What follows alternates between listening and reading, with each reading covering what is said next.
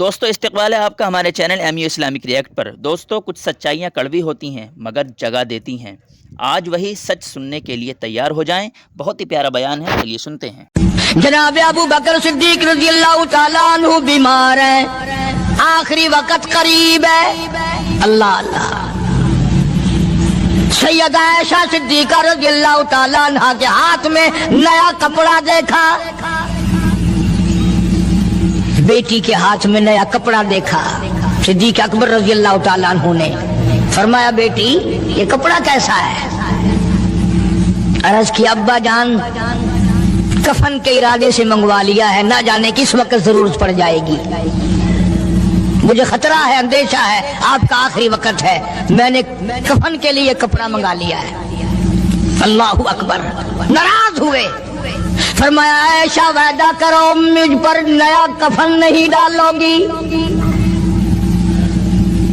عائشہ یہ کپڑا جو تو نے کفن کے لیے منگایا مدینے کی کسی بیوہ کو دے دینا، سر پہ ڈال کے پردہ کر لے گی۔ عائشہ کسی یتیم کو دے دینا، وہ اپنا کرتا بنا لے گا، وہ غریب اپنا ننگ ڈھک لے گا، مجھے نئے کفن کی کوئی ضرورت نہیں۔ اللہ کے یہاں کفن نہیں دیکھے جاتے، اس کے یہاں تو اعمال دیکھے جاتے ہیں۔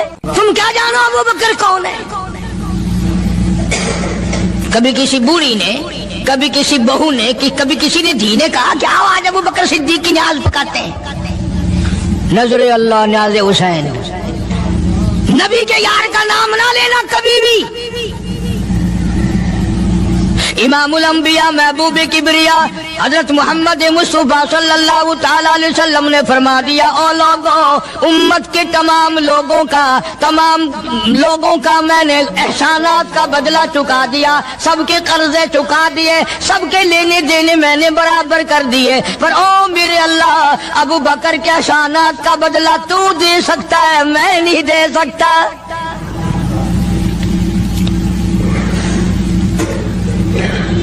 سارا گھرانہ بڑا عجیب ہے، گھر کا گھر بڑا عجیب ہے۔ ہجرت فرما کر تشریف لے گئے نبی کریم سب کا جو صلی اللہ علیہ وسلم کی ذات اقدس کے ساتھ تشریف لے گئے۔ صدیق اکبر کا والد زندہ ہے، ابو قحافہ بوڑھا ہے، آنکھوں سے نابینا ہے، ابھی ایمان نہیں لایا ہجرت والی رات تک، بعد میں لایا ہے، لاٹھی کے سہارے گھر آیا، پتہ تو چل گیا نا کہ رات چلا گیا نبی کے ساتھ میرا بیٹا، اور آ کے پوتیوں کو کہنے لگا کیوں اسما جی دادا جان، میرا تو اپنا خیال یہ ہے کوئی ٹیڈی، کوئی پیسہ، کوئی کپڑا، کوئی غلہ تمہارے لیے نہیں چھوڑ کے گیا ہوگا۔ باوجود کافر ہوتے ہوئے اس وقت تک ابو بکر کا والد مسلمان نہیں، لیکن جانتا ہے کہ میرے بیٹے کو نبی کی اتنی محبت ہے، وہ اتنا قربان ہے، وہ اتنا پروانہ ہے اور اس قدر جانثار ہے، کوئی شے گھر میں نہیں چھوڑ کے گیا ہوگا۔ سیدہ اسماء رضی اللہ تعالیٰ عنہ چھوٹی سی بچی ہے صدیق اکبر کی، کہتی ہے کہ میں نے ایک ہیلا بنایا، ہمارے یہاں دیوار میں ایک آلہ سا میرے والد نے بنا رکھا تھا، اس میں پیسے رکھتے تھے، تو میں نے وہاں یہ مٹی کے ٹوٹے ہوئے برتنوں کے ٹھپ پر ڈال دیے اور اوپر کپڑا ڈال دیا، اور میں نے اپنے دادا سے کہا نہیں دادا جان اب کے تو ابا جی نے حد کر دی، بہت سارا مال ہمارے لیے چھوڑ کے گئے ہیں۔ انہوں نے کہا بیٹی میرا یقین نہیں پڑتا، وہ نبی کے بغیر ایک پیسہ تو کیا وہ اپنی جان پیچھے رکھنے کو تیار نہیں۔ انہوں نے کہا نہیں دادا ذرا آؤ تو صحیح۔ کہتی ہیں کہ میں نے اپنے دادا کا یوں ہاتھ پکڑ کے، دکھتا تو تھا نہیں، اس کپڑے کے اوپر پھیر دیا کہ دیکھیے یہ آلہ ہے نا، یہ تاک جالا کہ سب بھرا پڑا ہے، یہ کہنے لگا اچھا بہت اچھا کیا، تمہارا گزارا ہو جائے گا، مجھے بڑا فکر تھا، مجھے بہت پریشانی تھی، اب میں بے فکرہ ہو گیا کہ تمہارے لیے تمہارا ابا کھانے پینے کے لیے تو چھوڑ گیا۔ سیدہ اسماء کہتی ہے حالانکہ جس وقت میں نے یہ کارروائی کر کے دکھائی ہم 2 دن کے بھوکے تھے۔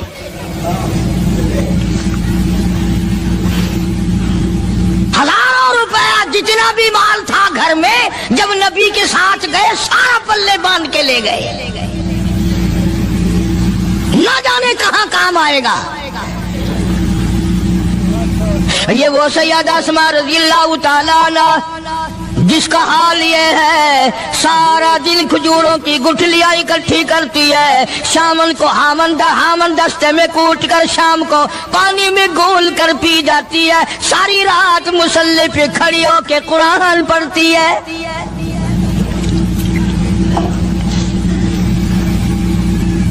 عجیب قسم کا گھرانہ ہے صدیق اکبر رضی اللہ تعالیٰ عنہ کا۔ غربت نہیں تھی، سارے کا سارا قربان کر کے غربت بنا دی، نہیں دیکھا آل کو، نہیں دیکھا مال کو، نہیں دیکھا اپنی جان کو، سب کچھ قربان کر دیا۔ امام الانبیاء محبوب کبریا حضرت محمد مصطفیٰ صلی اللہ تعالی علیہ وسلم نے اس قدر رفاقت جوڑی، اس قدر یاری بنائی کہ کبھی بھی الگ نہیں ہوئے۔ آج تم قرآن پڑھتے ہو، قاری حنیف قرآن پڑھتا ہے، کیا اثر ہوگا کسی پہ؟ جناب ابو بکر صدیق رضی اللہ تعالیٰ عنہ مکہ مکرمہ میں نماز کی نیت باندھ کر قرآن کریم کی تلاوت کرتے ہیں، علماء نے لکھا ہے کہ پہاڑ بھی ہلنے لگ جاتے تھے، اور کافروں نے نبی پاک سب کا جو صلی اللہ علیہ وسلم سے شکایت کی کہ اپنے ابو بکر کو کہو یہ رات کو قرآن زور سے نہ پڑھے، ہمارے بیوی بچوں پہ اثر ہوتا ہے، ہمارے بچے مسلمان بننے کے لیے تیار ہو جاتے ہیں، ہماری عورتیں قرآن سن کر کفر چھوڑ کر مسلمان بننے کو تیار ہو جاتی ہیں، ابو بکر سے کہو یہ آہستہ قرآن پڑھا کرے۔ یعنی اس کی زبان میں اس قدر تاثیر تھی اور اس قدر اللہ تبارک و تعالیٰ نے خوف رکھا تھا، جو صدیق کی زبان سے قرآن سنتا تھا مسلمان بننے کے لیے تیار ہو جاتا تھا۔ آج ہم قرآن پڑھیں، حدیث پڑھیں، کچھ بھی پڑھیں، اثر نہیں ہوتا۔ کیسے ہو؟ ہمارے یہاں دلوں میں جگہ ہو جبھی تو بات بنے۔ اس لیے قرآن کریم کہتا کلا بل ران علی قلوبہم ما کانوا یکسبون، گناہ کرتے کرتے، حرام کھاتے کھاتے اس قدر دل کالے ہو گئے، اب قرآن کے لیے، دین کے لیے، ایمان کے لیے گنجائش کوئی نہیں، اندر گنجائش ختم ہو گئی، سارا دل فرما کلا انہم عن ربہم یومئذ لمحجوبون، ہرگز ایسا نہیں جو لوگوں کا خیال ہے، دین ان کے خیالات پہ نہیں چل سکتا۔ جناب ابو بکر صدیق رضی اللہ تعالیٰ عنہ بیمار ہیں، آخری وقت قریب ہے، اللہ اللہ۔ سیدہ عائشہ صدیقہ رضی اللہ تعالیٰ عنہ کے ہاتھ میں نیا کپڑا دیکھا،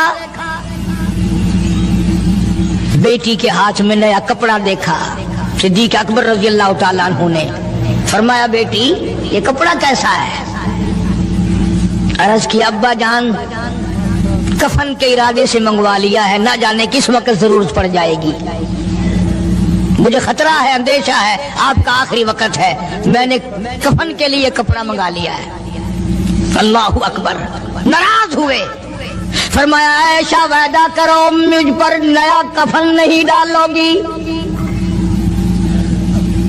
عائشہ یہ کپڑا جو تو نے کفن کے لیے منگایا مدینے کی کسی بیوہ کو دے دینا، سر پہ ڈال کے پردہ کر لے گی۔ عائشہ کسی یتیم کو دے دینا، وہ اپنا کرتا بنا لے گا، وہ غریب اپنا ننگ ڈھک لے گا، مجھے نئے کفن کی کوئی ضرورت نہیں۔ اللہ کے یہاں کفن نہیں دیکھے جاتے، اس کے یہاں تو اعمال دیکھے جاتے ہیں۔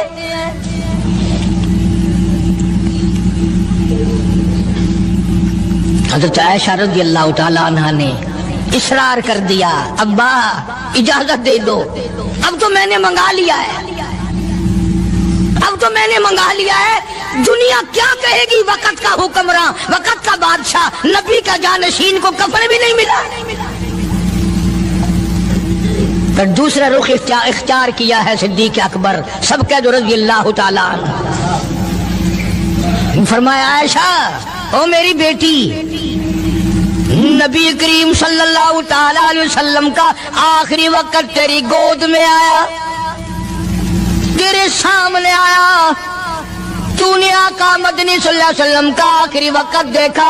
حضرت عائشہ رونے لگی، ہاں میں نے دیکھا، سب کچھ مجھے معلوم ہے، پر اے عائشہ شہنشاہ کائنات کا کفن بتا۔ اس مدنی کریم صلی اللہ علیہ وسلم کا، دو جہان کے بادشاہ کا، یتیموں کے وارث کا، بیواؤں کے سہارے کا، دو جہان کے سردار، دو جہان کی رحمت حضرت محمد کریم صلی اللہ علیہ وسلم کا کفن بتا۔ حضرت عائشہ رونے لگی، عرض کی ابا جان، جن کپڑوں میں سرکار اس دنیا سے تشریف لے گئے ان کپڑوں میں 12 پیوند تھے، 12 ٹاکیاں تھی۔ فرمایا عائشہ پھر تیرا کیا خیال ہے، میرا محبوب ٹاکیوں میں گیا ہو میں نئے پہن کے جاؤں؟ جن کپڑوں میں میری وفات ہو یہی میرے کفن میں استعمال کرنا، یہی کپڑے مجھے کفن میں دے دینا جو میرے جسم پہ ہیں، اس لیے کہ جب میں اپنے آقا سے ملوں گا تو شرمندگی نہ ہو۔ اور آج ذہن یہ ہے کہ میت کے کپڑے کو ہاتھ بھی نہ لگانا، پہننا تو درکنار، ہاتھ لگانے کو تیار نہیں، گھر میں رکھنے کو تیار نہیں، یوں لکڑی سے اٹھا کر پرے پرے پھینکتے ہیں، آگ لگاتے ہیں، نہلانے والے کو دے دیتے ہیں، وہ بھی نہیں پہنتا، یوں ہی گلیوں میں نالیوں میں پھینک جاتا ہے۔ تیرا باپ مرا، جب تجھے نفرت ہے کپڑوں سے، مردہ نوانے والے کا وہ ماما لگتا ہے، وہ کیوں پہنے؟ عرض کرنے کا مقصد یہ کہ ان حضرات کی زندگی تو دیکھو، اور وفات شریف سے پہلے 2.5 برس جو وظیفہ لیا، جو تنخواہ لی سرکاری خزانے سے، خیبر کی زمین بیچ کر صدیق اکبر رضی اللہ تعالیٰ عنہ نے 2.5 برس کی تنخواہ کا حساب کر کے وہ ساری تنخواہ جو لی تھی بیت المال میں واپس داخل کر کے پھر دنیا سے رخصت ہوئے۔ جو تنخواہ لی تھی 2-2.5 سال میں وہ ساری کی ساری واپس کر دی جناب ابو بکر صدیق رضی اللہ تعالیٰ عنہ نے، کہ میں مسلمانوں کا پیسہ کھا کے نہیں مرنا چاہتا، چاہے تنخواہ کے طور پر تھا، کل قیامت میں میرے لیے رکاوٹ نہ بن جائے۔ آج مجھے اور آپ کو تو یہ تلاش بھی نہیں کہ اپنا حلال کے پیسوں سے کفن تو بنا کے رکھ لیں۔ ایئر کنڈیشن کا ہر وقت ذکر ہے، گھر میں ہونا چاہیے، فریج ہونا چاہیے، پنکھے ہونے چاہیے، یہ ہونا چاہیے، کار ہونی چاہیے، موٹر ہونی چاہیے، یہ ہونا چاہیے، اور کبھی گھر میں یہ ذکر بھی ہوا کہ حلال کا کفن بھی ہونا چاہیے۔ وہ کدھر سے آئے گا؟ اس کے لیے کون انتظام کرے گا؟ کون ہم نے گھر میں پیدا کر رکھا ہے جو اس وقت یہ بات دیکھ کر کفن لائے گا؟ اس لیے قرآن کریم نے اعلان کر دیا، لوگوں اپنا سب کچھ پاک صاف بن کے دنیا سے جاؤ، اپنا بدن بھی پاک ہو، عمل بھی پاک ہو، پیٹ بھی پاک ہو، کفن بھی پاک ہو۔ ان ساری میں وہ بات کرتا ہوں جس سے نہ دیوبندی بچے، نہ بریلوی بچے، نہ شیعہ بچے، نہ سنی بچے۔ موت کا جھٹکا تو سب کو لگنا ہے نا، اور ایسا لگتا ہے لاکھوں برس تک منہ کڑوا رہتا ہے۔ جناب صدیق اکبر رضی اللہ تعالیٰ عنہ نے وہ تنخواہ جو لی تھی ساری زندگی میں وہ بھی بیت المال میں واپس کر دی، اور تمام کے تمام لوگوں کے حقوق تک چکا دیے۔ باقی جو بات رہی وہ سیدھی کمتر مرحوم کہتا ہے، آجا صدیق دا اسلام سے قرضہ بقایا ہے، آجا صدیق دا اسلام تے قرضہ بقایا ہے، جتا جس دے ہاتھوں اس آخری زمین دسایا ہے، وصولی دا نہ چنتا نہ لکھوایا صحابہ نے۔ مدنی کریم صلی اللہ تعالی علیہ وسلم کے جانثار، نبی کا یار، نبی کا وفادار، ہر وقت کا ساتھی، اسی غم میں رہتا ہے۔ اور وصیت کی کہ مجھے غسل دینا، میرے انہی کپڑوں میں دفن کرنا، اور فرمایا میرا جنازہ اٹھا کر حجرے مبارک کے سامنے لے جانا، حجرے عائشہ کے سامنے لے جانا، توجہ کرنا، نیند نہ کرو۔ اور یوں فرمایا نبی پاک صلی اللہ علیہ وسلم کی جہاں قبر شریف ہے، حضور کا حجرہ ہے، روضہ ہے، دروازے پہ کھڑے ہو کر آواز لگانا، کالی کملی والے صدیق آ گیا ہے۔ فرمایا اگر اجازت ہو تو اندر دفن کرنا، اور اگر اجازت نہ ہو تو جنت البقیع میں لے جانا۔ علماء کہتے ہیں کہ جب میت کو جا کر کے روضہ اقدس صلی اللہ علیہ وسلم کے سامنے رکھا اور آواز لگائی تو دروازہ خود بخود کھل گیا، اور آواز آئی دیر نہ کرو، محبوب کو محبوب سے ملا دو۔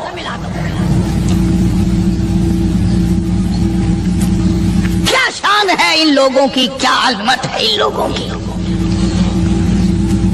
ساری زندگی اس محبت میں، عظمت میں، اکرام میں گزاری جو اس کائنات میں کوئی اس قدر اکرام کر نہیں سکتا۔ مدینہ پاک میں ایک وقت ایسا بھی آیا کہ دشمنوں نے مدینے کے گورنر کو گانٹھ لیا، اس کو رشوت دی، پیسے دیے،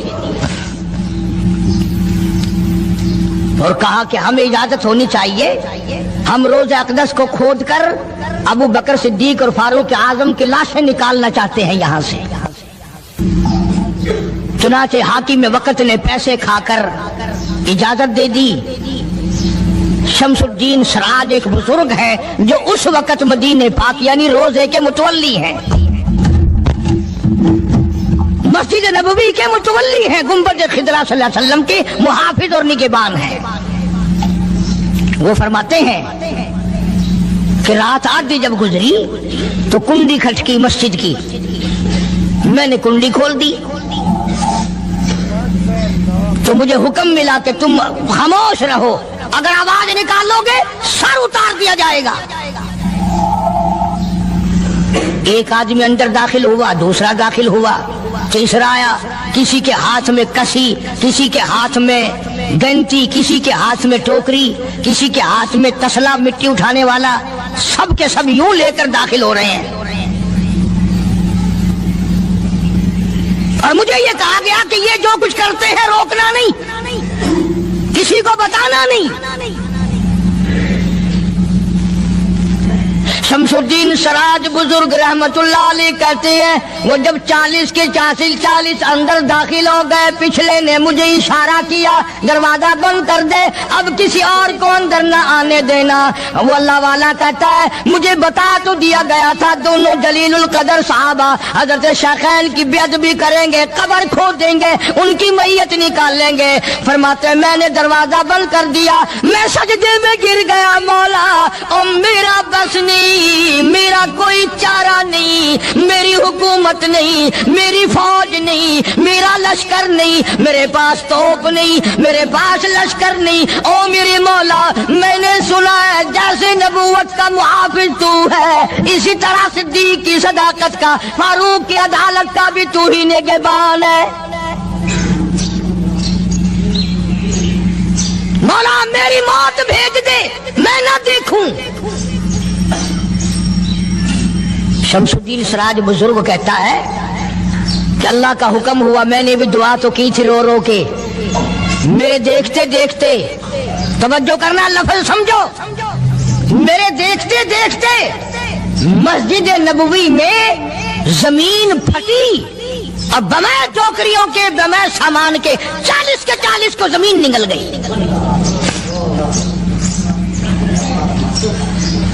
اللہ تم سب کو مدینہ پاک جانا نصیب فرمائے۔ وہ جو قالین بچھے ہوئے ہیں نا، کسی پرانے عرب سے اب بھی پوچھ لینا، لمبا کالا کالا نشان لگا ہوا ہے، یہ نشانی ہے کہ وہ کالے جو تھے نا اندر کے کالے، وہ سب یہاں کا رکھ ہوئے ہیں، یعنی خدا صدیق اکبر کا، فاروق اعظم کا، نبی کے یاروں کا اتنا بڑا محافظ ہے، جو بدنیت سے آئے تھے ان سب کو زمین نگل گئی۔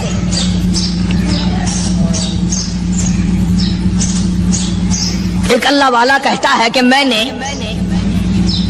مدینہ پاک میں حاضری دی اور حضور کریم صلی اللہ علیہ وسلم کے روضہ اقدس پہ سلام پڑھا اور میں صدیق اکبر کے موضع شریف کے سامنے کھڑا ہو کر سلام عرض کر رہا تھا، پڑھ رہا تھا۔ میں جب واپس ہٹنے لگا تو ایک آدمی مجھے کہنے لگا آپ کہاں سے آئے ہیں؟ اس نے بتایا کہ میں فلاں جگہ سے آیا ہوں۔ کہ آپ بڑے نیک آدمی معلوم ہوتے ہیں، بڑا اچھا سلام پڑھ رہے تھے، تعریف اچھی کر رہے تھے، میرے یہاں کھانا کھانے چلو۔ اللہ والا کہتا ہے کہ میں اس کی باتوں میں آ گیا کہ چل بھائی، مدینے کا آدمی ہے، مدینے کا آدمی ہے، دعوت کر رہا، انکار کروں تو سنت کے خلاف، انہوں نے کہا چل بھائی، لے گیا۔ اور وہاں جا کر ایک مکان میں اس اللہ والے کو بند کر کے، کوٹڑی میں اس کو زنجیروں میں باندھ کر اس کی زبان کاٹ دی۔ تو نے صدیق کی اتنی تعریف کیوں کی؟ اور پھر چھوڑ دیا کہ جا صدیق سے ٹھیک کرا کے دکھا۔ وہ پھر مسجد نبوی میں آیا۔ قرآن کریم میں ان لوگوں کا واقعہ اچھی طرح سے ذکر کیا گیا۔ قوم تھی ایک بڑی سمجھدار، اللہ پاک نے، اور وہ مچھلیاں کھایا کرتے تھے، مچھلیوں کا شکار کر کے کھاتے تھے۔ خداوند عالم نے ان کو آزمایا کہ سارے ہفتے میں تو مچھلی ڈھونڈتی نہ ملے۔ ان کو اعلان کر دیا، خدا نے حکم دیا کہ تم سارے ہفتہ مچھلیاں پکڑو، باقی ہفتے کے دن سنیچر کے دن مچھلی پکڑنا حرام ہے۔ خدا نے حکم دے دیا۔ اب 8 دن تو مچھلیاں ڈھونڈی نہ ملے اور ہفتے والے دن سامنے کودتی پھرے۔ کبھی بڑی پریشانی ہوئی، اب کیا کیا جائے؟ اور دنوں میں تو ملتی نہیں، بڑی کم ملتی ہے، اور ہفتے کے دن وہ سامنے پھرے۔ بس ان کے جو آخری ملے ملانے تھے نا، جیسے کارخانوں میں مال بنتا ہے، ملا کے دماغ میں دین بنتا ہے، بیٹھے بیٹھے دین بنا لیتا ہے۔ تو کہنے لگا میاں پکڑنا ہی منع ہے نا؟ کہ ہاں۔ کھانا منع ہے نا؟ کہ ہاں۔ دریا کے برابر میں کھڈا بناؤ، اس میں پانی بھرو، اور ان سب کو دھکیل کر ہفتے کے دن اس کھڈے میں لے جاؤ، اتوار کو قابو آ جائے گی۔ پڑھ کر دیکھیں آپ قرآن کریم، 9واں سپارہ ہے، ترجمہ ذکر کر رہا ہوں، گپ نہیں ہے۔ گپ سنانے والے تمہیں اور تھوڑے ہیں، میں بھی گپ سناؤں؟ فرمایا بس الہمن القریۃ التی کانت حاضرۃ البحر اذ یعدون فی السبت اذ تأتیہم حیتانہم۔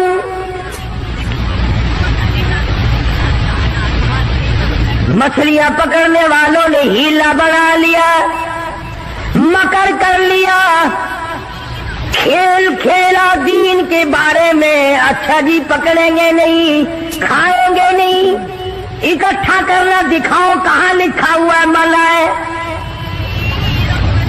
آگے پارٹی بن گئے، ہاں جی مولوی صاحب دکھاؤ کہاں لکھا ہوا ہے، بتاؤ کہاں لکھا ہوا ہے۔ اکٹھا کرنا، دھکیلنا مچھلیوں کو منع، دکھاؤ کہاں ہے۔ ارے بھائی اللہ پاک نے منع فرمایا، مچھلیوں کا شکار ہفتے کے دن حرام ہے، کھانا حرام ہے۔ کہنے لگا ٹھیک ہے، پکڑنا بھی حرام ہے، کھانا بھی حرام ہے، دھکیل کر گڑے میں اکٹھا کرنا دکھاؤ کہاں حرام ہے۔ اب کون دکھاتا؟ جب نیت بد ہوتی ہے تو مسئلہ پہلے بن جاتا ہے۔ اسی لیے فرمایا کرتے ہیں کہ آدمی اپنے دل سے مسئلہ پوچھے۔ مدنی کریم صلی اللہ تعالی علیہ وسلم تشریف فرمائے، صحابہ کرام بھی تشریف فرمائے۔ زمان بن سلمہ رضی اللہ تعالیٰ عنہ دیہاتی صحابی ہے، دور و دراز کا باشندہ ہے، اجنبی صحابی ہے، دیہات کے رہنے والا، سواری پہ سوار ہو کر آیا اور آ کے مدنی کریم صلی اللہ علیہ وسلم کے بارے میں پوچھا، ہے لوگوں تم میں شہنشاہ کائنات کون ہے؟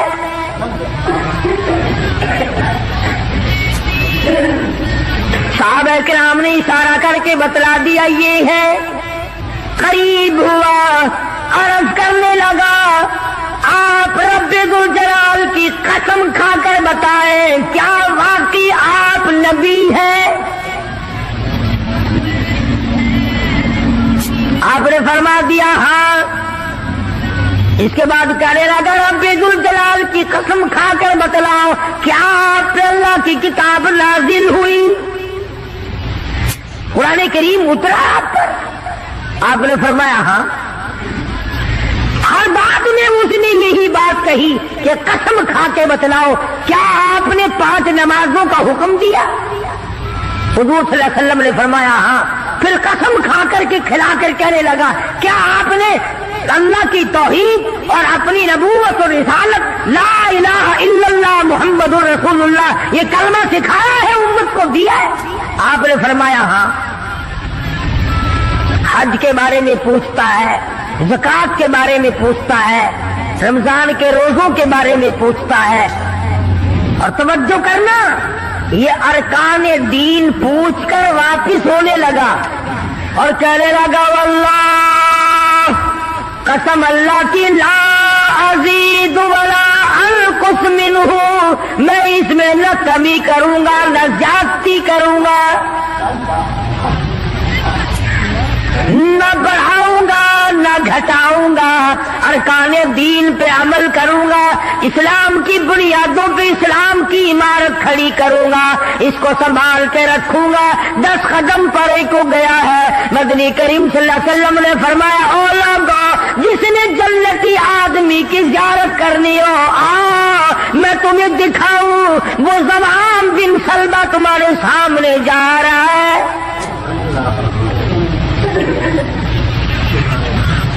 اس لیے کہ اس نے قسم کھائی ہے نہ میں دین میں کچھ بات بڑھاؤں گا اور نہ گھٹاؤں گا، بلکہ جو مجھے دین کالی کملی والے صلی اللہ علیہ وسلم سے ملا ہے اس کو پورا کروں گا۔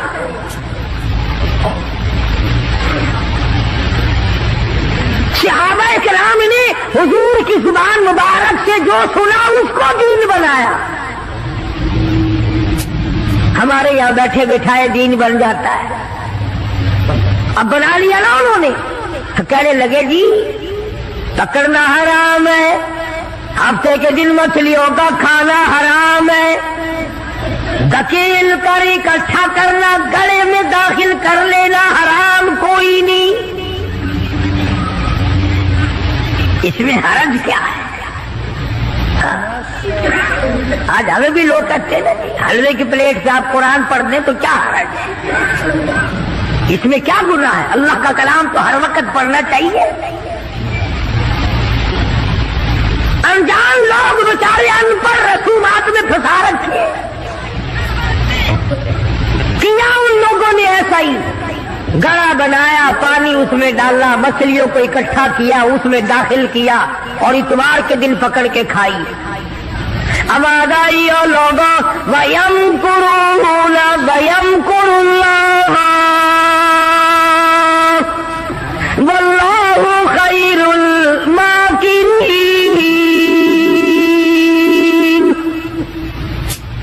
تم نے بھی مکر کیا، تجویز بنائی، میں نے بھی تمہارے لیے عذاب تجویز کر دیا۔ اور قرآن کریم سے پوچھو ایسا کرنے والوں کو کیا ملا؟ پہلا سپارہ ہے، آواز آتی ہے وَلَقَدْ عَلِمْتُمُ الَّذِينَ اعْتَدَوْا مِنْكُمْ فِي السَّبْتِ فَقُلْنَا لَهُمْ كُونُوا قِرَدَةً خَاسِئِينَ۔ شام کو سوئے آدمی تھے، بڑے بڑے خوبصورت جوان تھے، بڑی بڑی حسین عورتیں تھی، اللہ پاک فرماتے ہیں صبح اٹھے تمام کے تمام بندر ذلیل بن گئے۔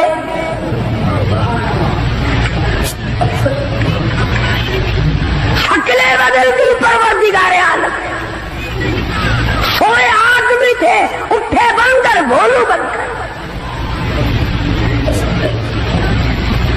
کیوں میرے دین میں مداخلت کی؟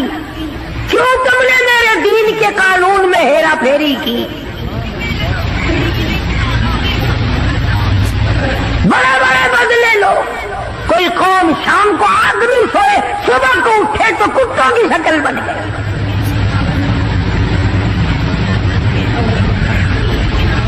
ایک سوال پیدا ہوتا ہے کہ آج کل جو لوگ گناہ کرتے ہیں وہ کیوں ان کی شکلیں کیوں نہیں بدلتی؟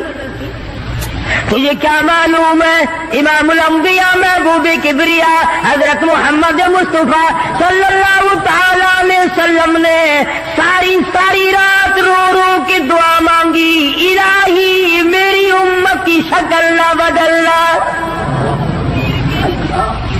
خدا کی قسم آج آدمی بنا پھرتا ہے، انسان بنا پھرتا ہے، حسین بنا پھرتا ہے، خوبصورت بنے پھرتے ہو، یہ سارے کا سارا صدقہ کالی کملی والے کا، ورنہ اب تک کتے بندر بن گئے ہوتے.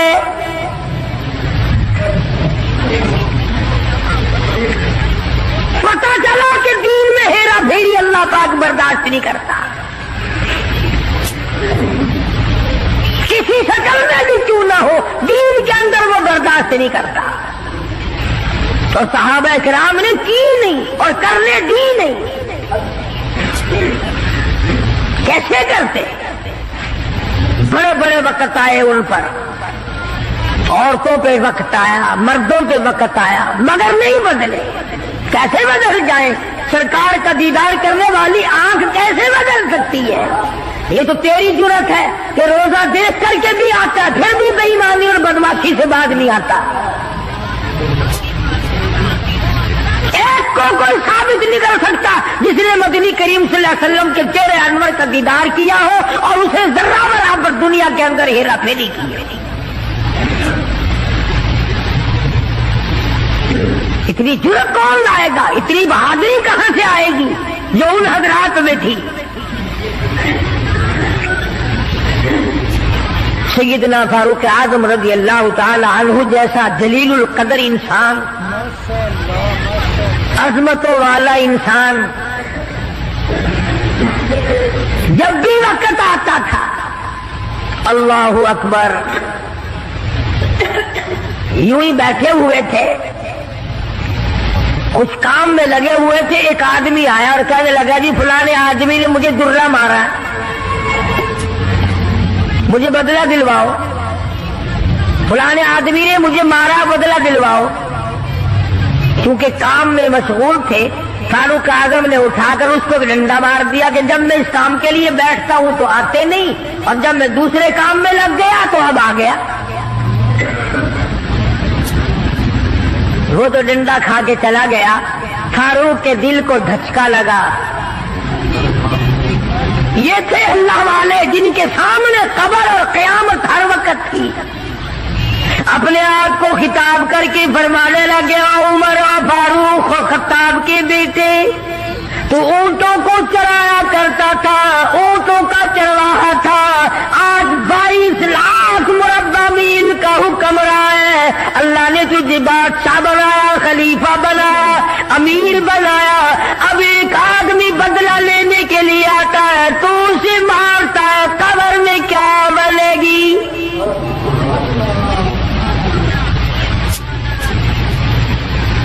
اس آدمی کو بلوایا اور بلا کے اس کے ہاتھ میں درہ دے دیا اور یوں پیچھ کر کے اس کی طرف کھڑے ہو گئے، درہ مارنے بدلہ لینے، قیامت میں بدلہ نہ مانگنا. کتنا بڑا آدمی جس کو سرکار مدینہ نے اللہ سے مانگ کے لیا ہو، وہ تو اتنا ڈرتا ہے. اور میں اور آپ جو یوں بارش کی طرح دنیا میں برستے ہو، ہم چوڑے ہوئے بیٹھے ہیں. اور یہ کیا بات ہے؟ جنت ہماری، ہمارے باپ دادا کی. ہزاروں واقعات ہیں صحابہ کرام کے جنہوں نے غلامی کی انتہا کر دی اور پرواہ تک نہ کی کہ تکلیف کتنی ہے اور کس طرح جان بن رہی ہے، جان کو بن رہی ہے. قرآن نے اعتراف کیا، گواہی دی کہ مدنی کریم صلی اللہ علیہ وسلم کے غلاموں کے گلے میں سانس اٹک گیا، پھر بھی خدا کو پکارا، پھر بھی انہوں نے مدنی کریم صلی اللہ علیہ وسلم کی غلامی سے سرتابی نہ کی. اب ایمانداری سے بتلاؤ، ہماری میری اور آپ کی اور تمام مسلمانوں کی جو عورتیں ہیں، بیویاں ہیں، آخر جوتوں کے لیے بھی کہتی ہیں، کپڑے کے لیے بھی کہتی ہیں، موقع بموقع زیورات کے لیے بھی کہتے ہیں، اور ہزاروں باتیں ہیں، اور ہم ان کو پورا کرتے ہیں۔ مدنی کریم صلی اللہ تعالی علیہ وسلم کے گھر کی طرف تجھے میں لے کے چلوں۔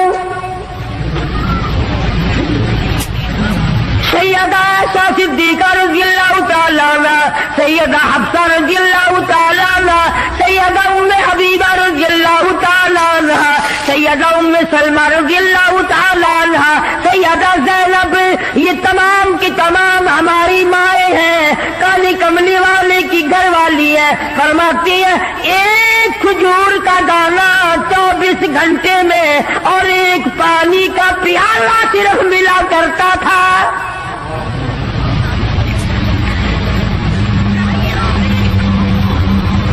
ہماری ماں کا کھانا بھی دیکھو اور پینا بھی دیکھو، گھر والی ہے شہنشاہ کائنات محمد عربی صلی اللہ تعالی علیہ وسلم کی، ادھر جبریل ان کو سلام کہتا ہے، میکائیل ان کو سلام کہتا ہے، خود خدا عرش عظیم سے ان کو سلام بھیجتا ہے، ان کی گود میں کالی کملی والے کا سر ہے، ادھر قرآن مجید آسمان سے آ رہا ہے۔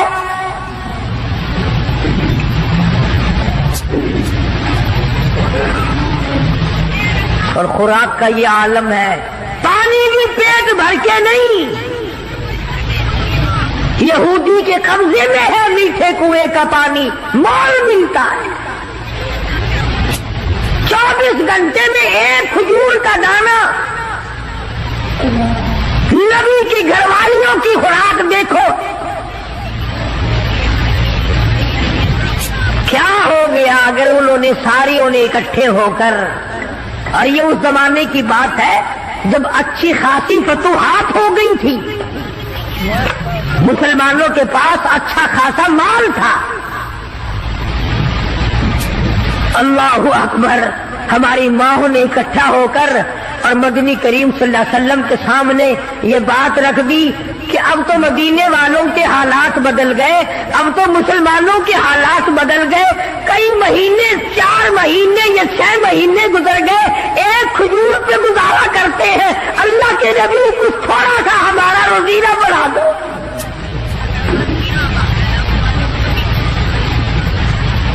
کچھ پانی بڑھا دو، کچھ کھانا بڑھا دو۔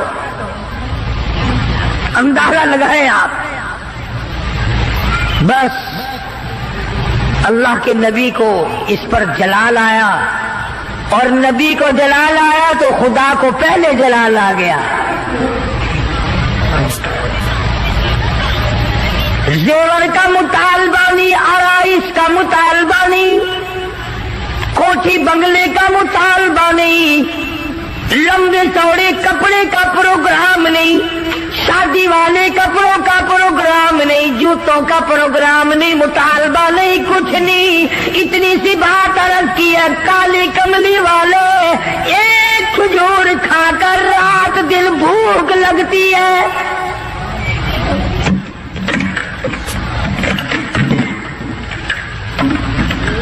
ایک پانی کا پیالہ پینے کے بعد رات دن میں پیاس تنگ کرتی ہے، تھوڑا سا پانی بڑھا دو، تھوڑی سی کھجوریں یا کھانا بڑھا دو، کچھ خوراک میں تبدیلی آ جائے۔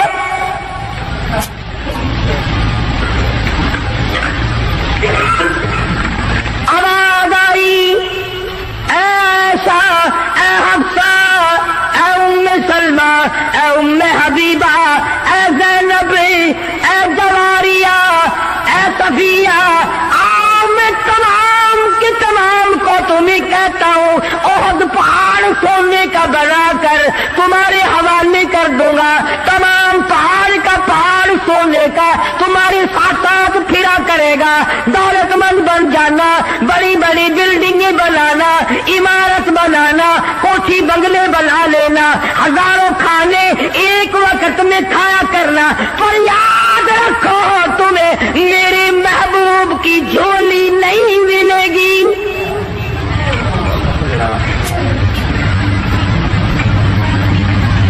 تم میرے نبی کے گھر والی نہیں رہ سکتی، ایک راہ اختیار کرو، یا دنیا مانگو یا میرے محبوب کو مانگو، ایک چیز ملے گی،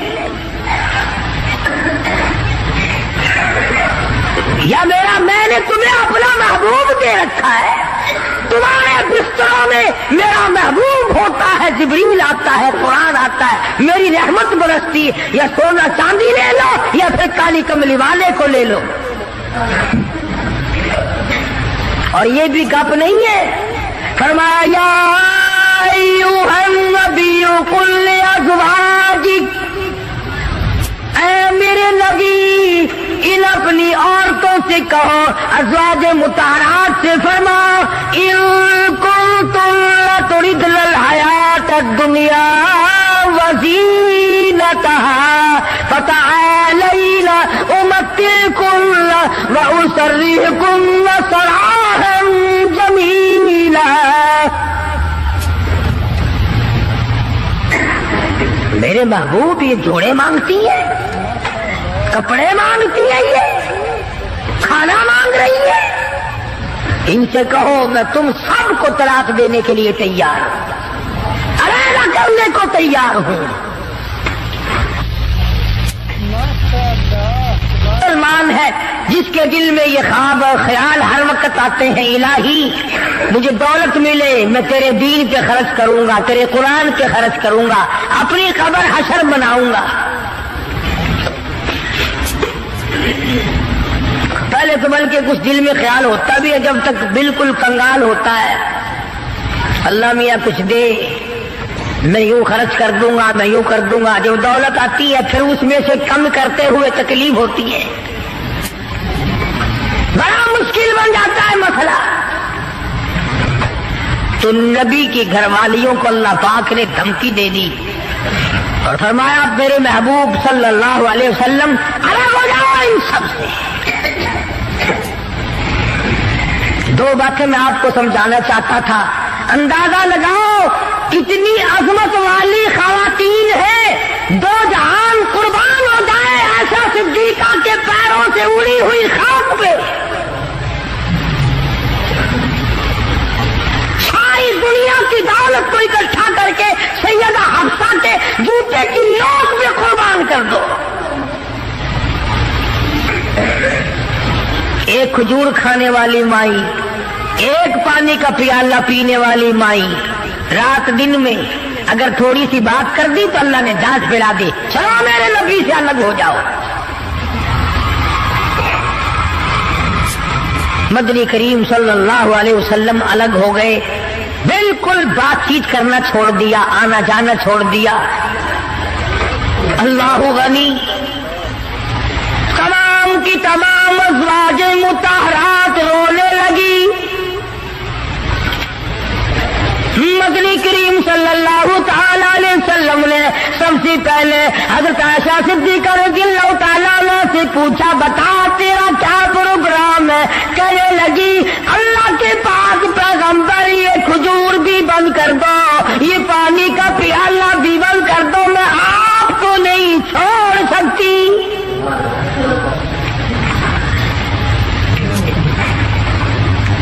ساری ازواج مطہرات نے یہی جواب دیا۔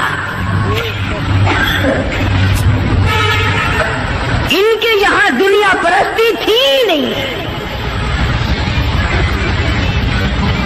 اور یوں لکھا ہے کہ ازواج مطہرات کے یعنی عام بولی میں سمجھو ہمارے نبی کے جو گھر تھے، چھت اتنی اونچی تھی کہ کھڑا ہو کر آدمی ہاتھ لگا لے، کھجور کی پنکھے، کھجور کی چھڑیں پڑی ہوئی تھی، چپک چک ہے حضور صلی اللہ علیہ وسلم کے حجرے۔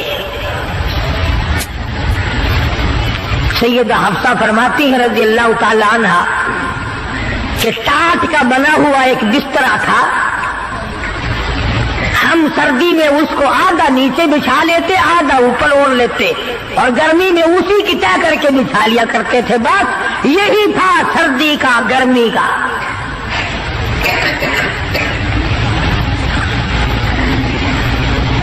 آج مصیبت میں ڈال رکھا ہے ہمیں رسم و رواج نے، سامان و جہیز نے، मुसीबत बना हुआ है, सामान इतना पैदा, घर में बर्तन इतने आ गए, अल्लाह अकबर, खाने के लिए कुछ है नहीं, चमचियों की कमी नहीं, प्लेटों की कमी नहीं। स्टील की प्लेटों की अलग लाइन लगी हुई है, ताम चीनी की प्लेटों की अलग लाइन लगी हुई है, शीशे की प्लेटों की अलग लाइन लगी, बस उनको देख लो और अल्हम्दुलिल्लाह पढ़ो, पेट भर जाएगा।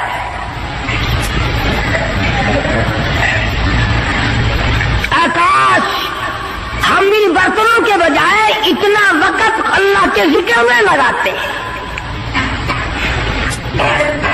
और जो लोग अल्लाह अल्लाह करते हैं, नमाज पढ़ते हैं, नमाज पढ़ने के लिए तबलीग करते हैं, उनकी लोग बुराई करते हैं। तबलीग वालों से बचना, तबलीग वालों से बचना, इनमें बड़े कांटे लगे हुए हैं। साफ यूं नहीं कहते उन लोगों से बचना जो हमारा 40वां बंद करे, जो हमारा 3 बंद करे।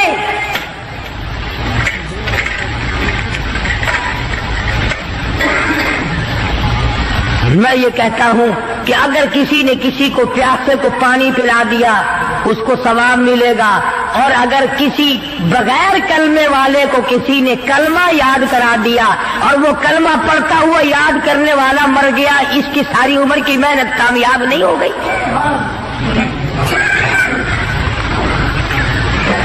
इसकी तमाम उम्र की मेहनत और कोशिश और जद्दोजहद कामयाब नहीं हो गई। तकलीफ हो रही है हर तरफ। इनके साथ वक्त ना लगाओ, इनके साथ ना जाओ, ये अमेरिका की जमात है, अमेरिका से इनको रुपया आता है। वो अमेरिका भी अच्छा है जो रुपया भी दे, बिस्तरे भी सर पे उठवावे, पकाओगी खुद और खाओगी खुद। हाफिज गुलाम मुस्तफा साहब हमारे दोस्त हैं, पिछले साल या उससे पिछले साल वो चिल्ले में गए पेशावर की तरफ, जमात वालों ने एक दुम्बा खरीद लिया, जमात वालों ने एक दुम्बा खरीद लिया, गोश्त पल्ले बांध लिया, पाइया की बोटी 10 सेर पानी में डालने और सबको कहे खाओ, गोश्त है खाना अल्हम्दुलिल्लाह। वो एक दुम्बा छोटा सा था, 20 दिन तक चलाया। अमेरिका का रुपया लेने वाले यूं खाने खाया करते हैं। मदनी करीम सल्लल्लाहु तआला अलैहि वसल्लम के अज़वाज मुताहरात ने साफ साफ जवाब दे दिया और अर्ज किया कि या रसूल अल्लाह, ये भी बंद कर दो, एक खजूर भी बंद हो जाए, ये पानी का प्याला भी बंद हो जाए, रब्बे दुल जलाल की कसम, हम आपके बगैर जिंदा नहीं रहेंगे।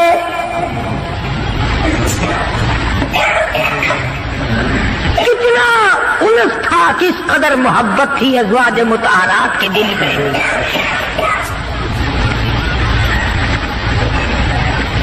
अज़वाज मुताहरात में से एक माई की अम्मा मक्के से आई, मिलने के लिए आई, 300 मील का पैदल सफर करके आई कि अपनी बेटी को मिल के आऊं, मदीने में नबी की घरवाली है, मेरी बेटी है, मिल के आऊं।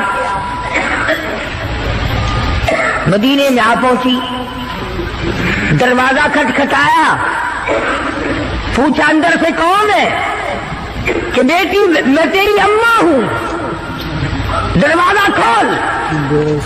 अंदाजा लाओ, कई साल अम्मा को मिले हुए हो गया, दूर और दराज से चल के आई है, सर के बल दौड़ के आती, दरवाजा खोलती, अम्मा को लिपटती, अम्मा बेटी को लिपटती, खुशी के आंसू बहते। अल्लाह गनी वही अपने हुजरे में बैठी बैठी नबी करीम सल्लल्लाहु अलैहि वसल्लम की घरवाली हमारी माँ कहती है, अम्मी जान इतना तो बताओ, मक्के में जो मैं छोड़ कर आई थी, तुम कलमा नहीं पढ़ती थी, काफरा थी, अब ये बताओ कलमा पढ़ कर आई हो या अभी भी मेरे महबूब के दीन की इनकारी हो।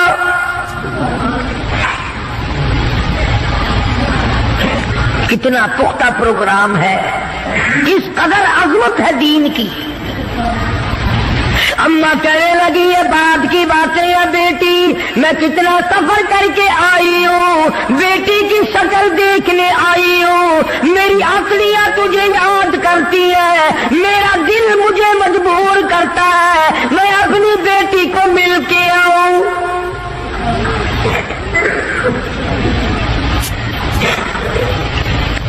अल्लाहु अकबर।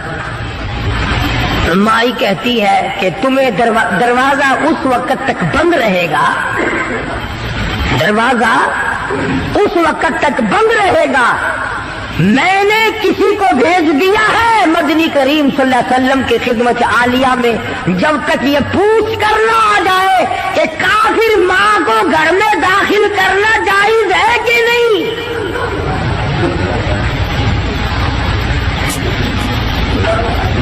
उस वक्त तक दरवाजा बंद रहेगा, तुम्हें बाहर रहना पड़ेगा। अंदाजा लगाओ दीन की अजमत का, अंदाजा लगाओ इताअत और गुलामी का, फर्मा बरदारी का अंदाजा लगाए कि हुजूर की घरवाली हुजूर से पूछे बगैर अपनी माँ को घर में दाखिल करने को तैयार नहीं है। मदनी करीम सल्लल्लाहु तआला अलैहि वसल्लम की तरफ से इजाजत मिली, दाखिला हो गया।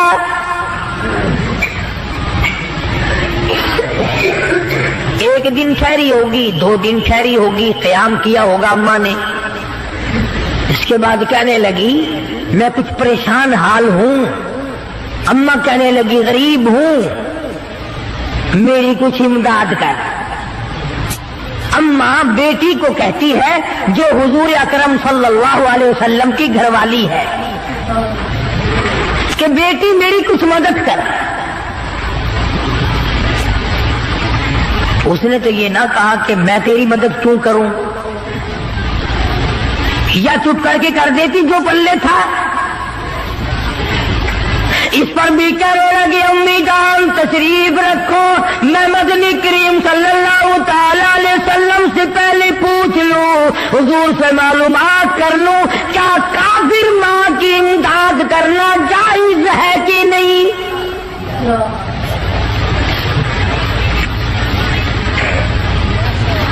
कभी हमने भी पूछा किसी मामले में, क्या हो कुरान से पूछें, दीन से पूछें, मालूमात करें कि कुरान करीम में फिल्म देखना जायज है कि नहीं, तमाशे देखना जायज है कि नहीं, हराम खाना जायज है कि नहीं, मिलावट की कमाई खाना कैसा है, रिश्वत बटोर कर अपनी औलाद के लिए बंगले की सूरत में जहन्नुम बनाना कैसा है।